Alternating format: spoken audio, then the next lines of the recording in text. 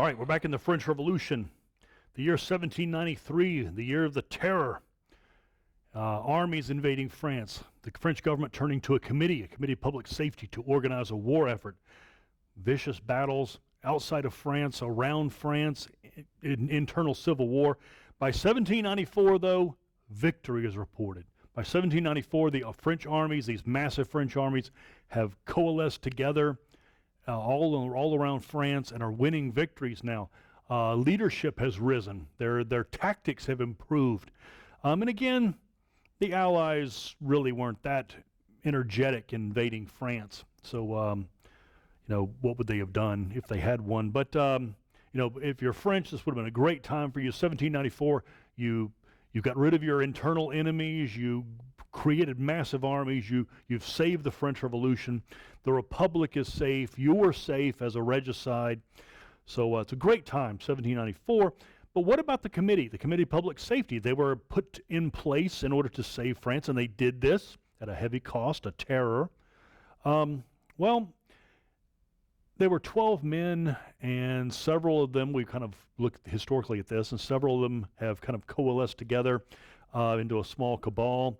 And Robespierre, he was dominated in 1793. By 94, he is in full charge of the committee, and he announces to them that 93 was just a start. The terror was just a prelude to what he plans.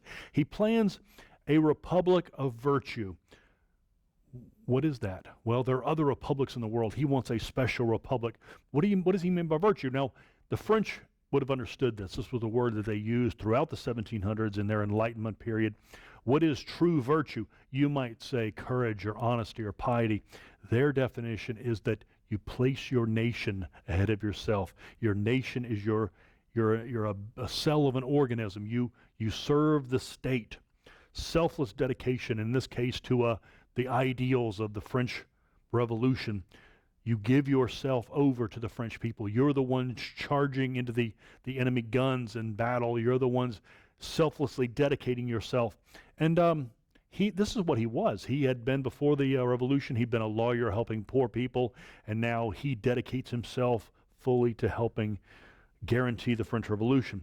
Well, what is this all about? Well, in his mind and mind of other of these extreme revolutionaries, they're fulfilling the general will.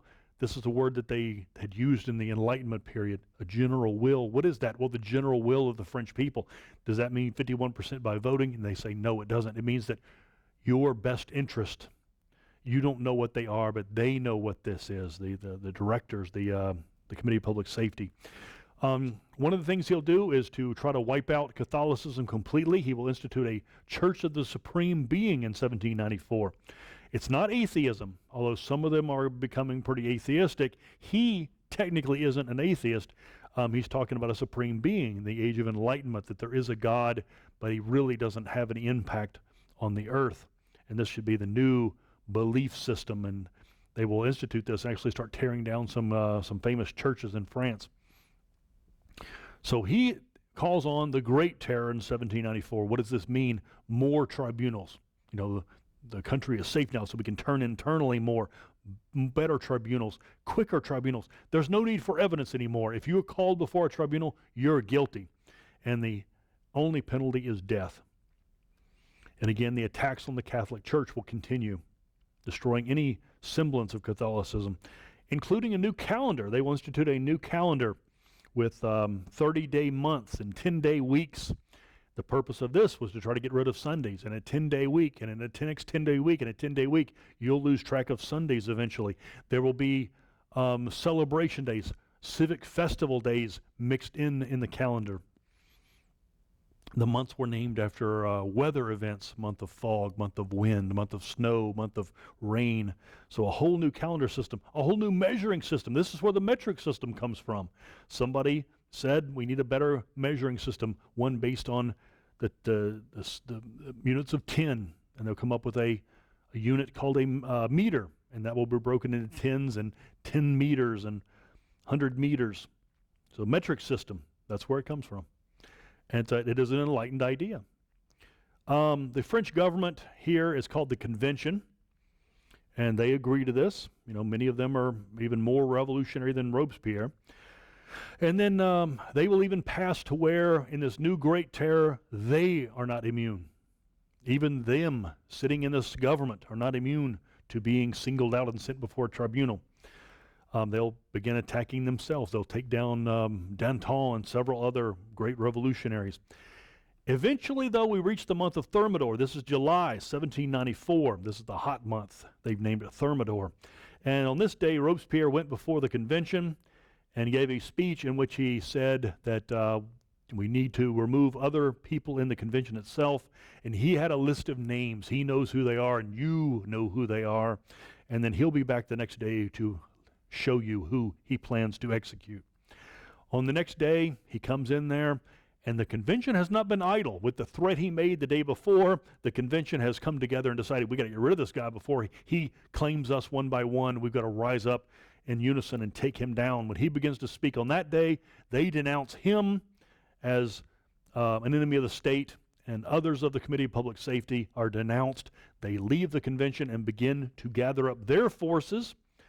And eventually Robespierre is captured. He called upon the Jacobin Club to help him, and they don't respond. He called upon the Sans-Culottes, and it started raining that day, and so they don't come out to help him. And he is captured by the convention's forces and immediately executed. And his other followers also.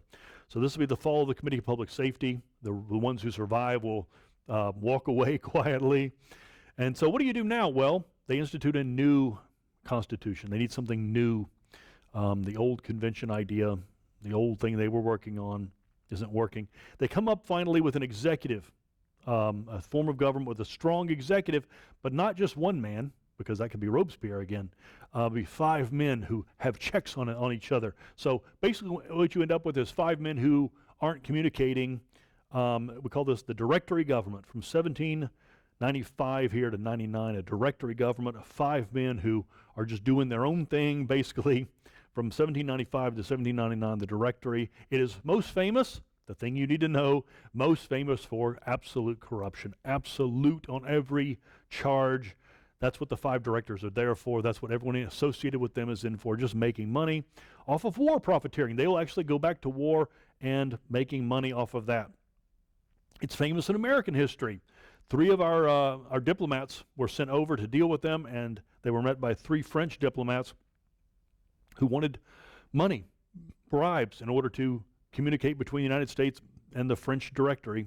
This is called the XYZ affair. We almost went to war with them over this. Americans were so incensed that this French Republic, a fellow French Republic, would treat us this way that this becomes the XYZ affair. America almost went to war with France. But the directory government, in order to take attention away from themselves, did go back to war against other European nations, and the idea of liberating them, and of course liberating them of art treasures and things.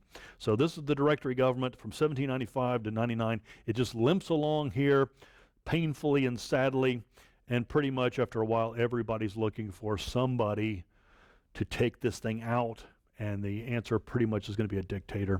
But there's a whole bunch of them. There's several famous French generals waiting to take down this directory government.